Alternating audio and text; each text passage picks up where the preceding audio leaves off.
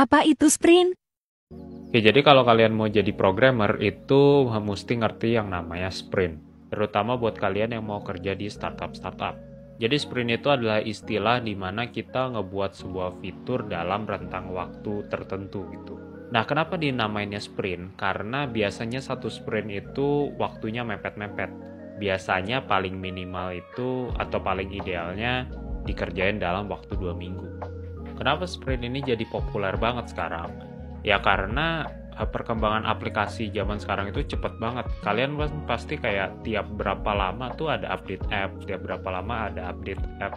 Nah itu makanya kenapa sprint ini lama-lama jadi terkenal terutama di startup company gitu. Nah kalau dulu mungkin ngebuat aplikasi ya, atau sebuah fitur tuh bisa kayak makan waktu sebulan 2 bulan.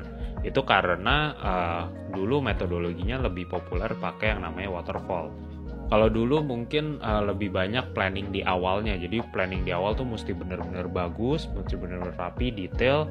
Jadi nanti pas sudah ngerjain tuh udah gampang banget, udah kayak nggak perlu nanya-nanya lagi karena di awal tuh planningnya udah detail banget. Nah apa aja sih yang dilakuin di sprint gitu?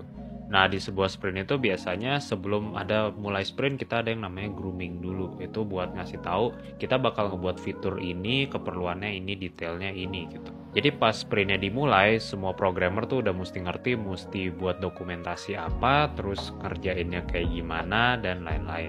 Nah nanti kalau misalnya ada pertanyaan, ya udah tinggal ditanyain aja ke PM-nya atau ke lead-nya dan lain-lain. Tapi ya gitu nggak harus ngeganggu development. Jadi development tetap aja jalan, deadline-nya tetap aja jalan gitu. Nah jadi dalam sprint itu ada yang namanya daily stand-up meeting. Daily stand-up meeting itu kayak meeting cepet, mungkin paling lama harusnya 30 menit. Jadi setiap orang ngasih tahu kemarin dia ngapain, hari ini mau ngapain, dan ada kendala apa.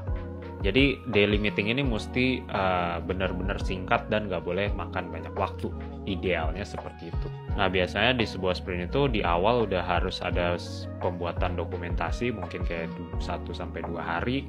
Terus habis itu sisanya development. Terus nanti 2-3-4 hari ke belakang itu QA testing.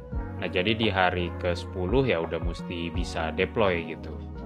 Nanti at the end of the sprint ada yang namanya retrospektif. Retrospektif ini apa? Retrospektif ini kita kayak istilahnya apa ya, merefleksikan diri dengan tim, dengan PM, dengan QA, dengan programmer lain, itu apa yang went well, apa yang nggak went well, dan kita discuss apa yang perlu diimprove di sprint selanjutnya. Tapi ingat, sprint ini mestinya fitur-fitur kecil aja, nggak boleh fitur-fitur yang terlalu besar. Kalaupun fiturnya besar, mesti dibagi-bagi jadi beberapa sprint dengan fitur-fitur kecil.